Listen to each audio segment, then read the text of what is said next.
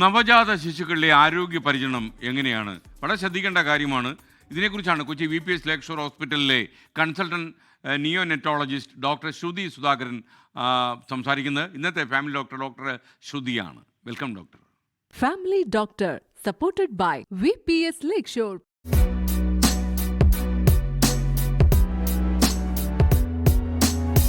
Baby ഗേൾസിനും ഇപ്പോൾ boys ഇപ്പോൾ കുറച്ച് ഈ ഹിക്കപ്സ് നോർമലാണ്, സ്നീസിങ് നോർമലാണ്, കുറച്ചൊരു ഗേർഗ്ലിംഗ് സൗണ്ട് ഒക്കെ കുഞ്ഞുങ്ങൾക്ക് കേൾക്കും, അതൊക്കെ നോർമലാണ്.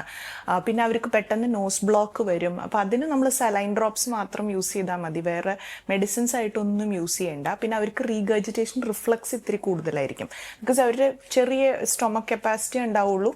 അപ്പോൾ നമ്മൾ നന്നായിട്ട് ബേർപ്പ് ചെയ്ത് കൊടുക്കണം, അല്ലെങ്കിൽ അതിങ്ങനെ പുളിച്ചു തേട്ടി മുകളിലേക്ക് വരും. അത് നോർമലാണ്, ഒരു 5 ml വരെയൊക്കെ നോർമലാണ്. അപ്പോൾ ഒരു ഗ്രീനിഷ് ടിഞ്ച് ഇതിൽ ഗ്രീൻ കളേർഡ് ആയിട്ട് വരികയാണ്, അല്ലെങ്കിൽ ഒരു ഇപ്പോൾ കൈ നിറയെ ഇതിനേക്കാളും കൂടുതൽ ഒരു 15 ml കൂടുതൽ ഉണ്ടെങ്കിലാണ് സിഗ്നിഫിക്കൻ്റ് എന്ന് പറയുന്നുള്ളൂ നമ്മൾ. അതേപോലെ തന്നെ ഇപ്പോൾ ബേബി ഗേൾസ് ആവുമ്പോൾ അവർക്ക് വെജൈനയിൽ നിന്ന് കുറച്ച് ബ്ലഡ് സ്റ്റെയിൻ ഡിസ്ചാർജസ് ഉണ്ടായിരിക്കും ആദ്യത്തെ ഒരു ഫ്യൂ ഡേയ്സ്. അതൊരു 7 days or 10 daysേക്കാളും കൂടുതൽ നിൽക്കുകയാണെങ്കിൽ, ക്ലോട്ട് പോലെയൊക്കെ വരികയാണെങ്കിൽ, അപ്പം മാത്രം നമുക്ക് ഡോക്ടറുടെ അടുത്തേക്ക് കൊണ്ടുപോകേണ്ട ആവശ്യമുള്ളൂ.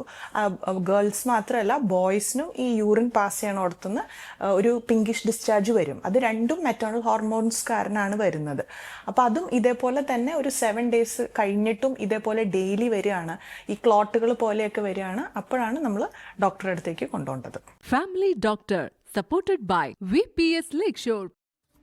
ലോകത്തെവിടെയായാലും ഏത് സമയത്തും 24 വാർത്തകളും ഓഗ്മെന്റഡ് റിയാലിറ്റി പാക്കേജുകളും എക്സ്പ്ലെയിനറുകളും വിശദമായി കാണാൻ ഞങ്ങളുടെ YouTube ചാനൽ നിങ്ങൾക്ക് സബ്സ്ക്രൈബ് ചെയ്യാം.